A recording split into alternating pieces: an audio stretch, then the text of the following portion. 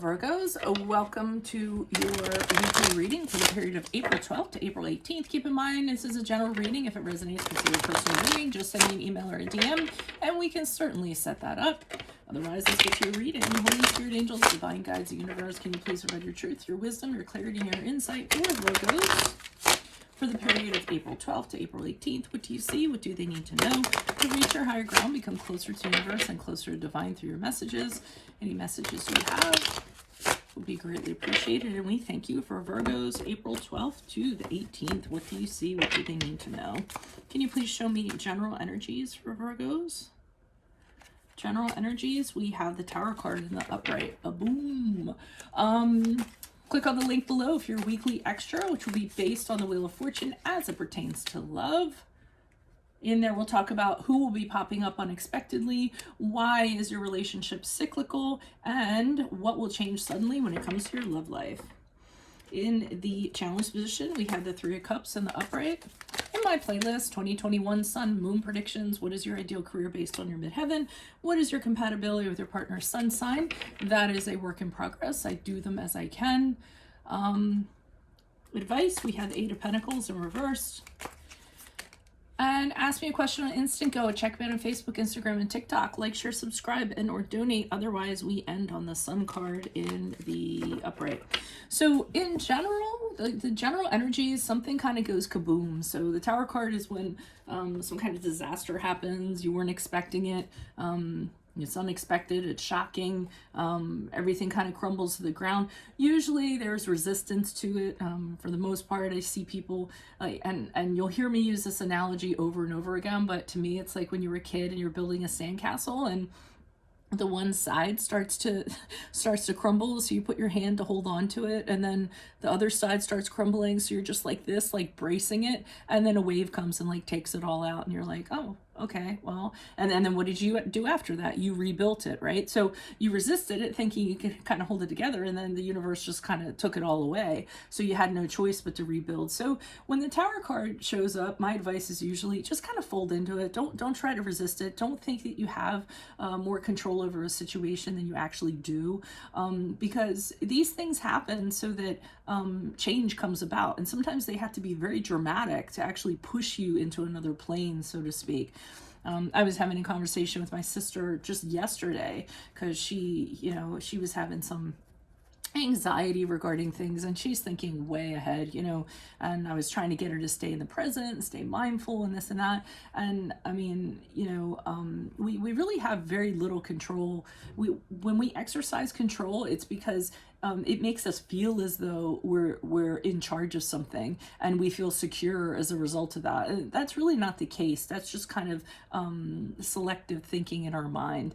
And I don't mean to go on a rant, but I just think this will benefit you guys especially, because earth signs have a tendency to kind of be like this. So she was really being concerned and selective about certain things that were going on in her life. But and I said to her, yeah, but what about that asteroid that's going to hit your house? Or what about that piece of fuselage that's going to come off of a plane and blow your car up? I mean, that could happen at any given time. It could very well have the same statistics for what you're kind of worrying about, presently, or what she was worrying about presently, yet she was choosing to worry about something that she had no control over, or no more control over than an asteroid hitting her house, So I feel as though we kind of pick things that that we feel, and it gives us a false sense of security as a result. So, the quicker you kind of release that, the sooner you can get to a place of peace. And that's what I'm kind of saying. So when it comes to that Tower card, don't kind of resist it. Just kind of let it happen, because it's going to bring about change. And I do see, well, we'll get to that. So Three of Cups is in the upright. This is a card of friendships. This is a card of networking. So, I mean, since it's in the challenge position, there seems to be a challenge for you to bond with friends, with family, with other coworkers, colleagues, or what have you. And it can also be just having a good time or having something be harmonious. That seems to be the challenge. So, something's falling apart, and then on top of it, there isn't any harmony, or there's discord with people that you usually engage with. So that's what we're getting there. Now, Three of Cups in the upright can also be indicative of third party. So there could be a third party that's kind of coming in and causing this. Doesn't necessarily have to be romantic. It could be just you're at the office, there's a new hire, and this person is a train wreck and you know, causing things to kind of happen. So the advice, we have the Eight of Pentacles in reverse, which is kind of telling you, hey, this isn't working anymore, okay? It might be time to move on. It might be time for change. It might be time to make yourself happy. The Eight of Pentacles in reverse, the advice is telling you, if you continue to stay in this situation, you're not going to progress. You're not going to end up being successful. It's going to chip away at your soul. I mean, it's just not working anymore. Eight of Pentacles in reverse also is when somebody has tunnel vision and they are stuck on an outcome or an expectation, you know, and it has to kind of turn out that way. And I always think that that's, you know, the sooner you release your outcomes and your expectations, and let things kind of happen organically and fold into them, the happier you're going to kind of be. It kind of goes back to my little control talk I had back there. So that's what I have for advice. Like it's not working, you know, it's not working, so move out of it. Okay. If this doesn't push you out of it, then that's telling you to move out of it. If you listen to this reading, it looks like things are going to be great because we have the Sun card in the upright. And the Sun card is all about happiness. It's one of the best cards out of the 78. It's happiness, joy, warmth, good health, feeling radiant, you know, optimism, positivity, you know, the end of a dark time. So this is the darkness going on here. If you kind of embrace the change, you're going to move out of it. And you're going to be really fulfilled moving forward. So let's pull some clarifiers and see what's going on with you Virgos. Why is the Tower card here in the upright in regards to general energies? Who's this person? What's this energy for Virgos for the week of April 12th? Okay, so the Thief cards here. So these are like really two cards that are unpleasant cards. So, I mean, the Thief card is somebody who's going around doing things and not getting caught, whether it's a betrayal, whether they're stealing, whether they're embezzling, whether they're sneaking around. They're the ones that are causing this destruction. So it seems like there's somebody who is being the catalyst for this, have a hidden agenda, whatever they're doing. They're what's causing this destruction. So, I mean, you know how you see these people like jumping out of these windows? That has to be you. Jump out of the window.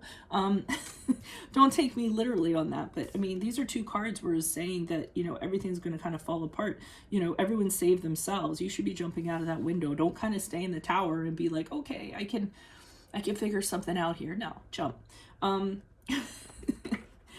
It'll be a soft landing. Why is the Three of Cups here in the upright? Who's this person? What's this energy? Additional messages. So whoever that thief is, I think they're the ones that are causing the disharmony, and you know, it could be a new boss that kind of comes in or what have you.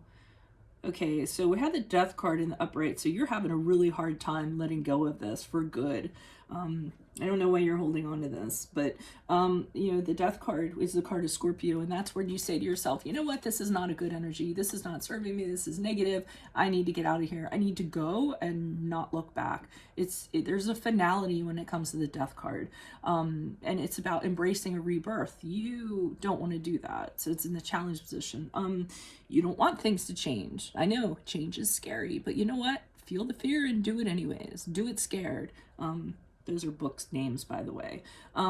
So leap and net will appear, so to speak. And that's actually saying one of my favorites. So just do it. I mean, nobody likes change. Just, you know, take that step and be like, oh, I'm going to do it. You know, jump out of that tower. Employ the parachute.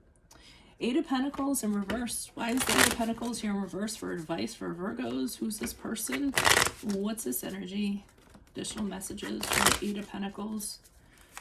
In reversed. Who's this person? What's this energy? Okay, and they know you're going to overthink it. So, I mean, but it's not working for you. So, I mean, go ahead if you need to do all of this. This agonizing and overthinking and overanalyzing and everything else that you guys are going to do. you know, and you need to get to this point where you realize it's not working anymore, then do that. Okay.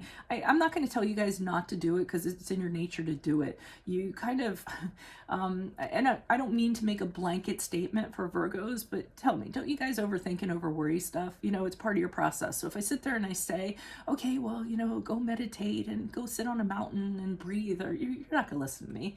You know, sometimes doing this gets you to the other side of something, you know, but you're going to feel fear. You're not going to want the change. I mean, that's why they're telling you this, and it's pretty much what I said. Feel the fear and do it anyways. Do it scared. Leap and net will appear. You know, if you know, you can worry and agonize it about all you want.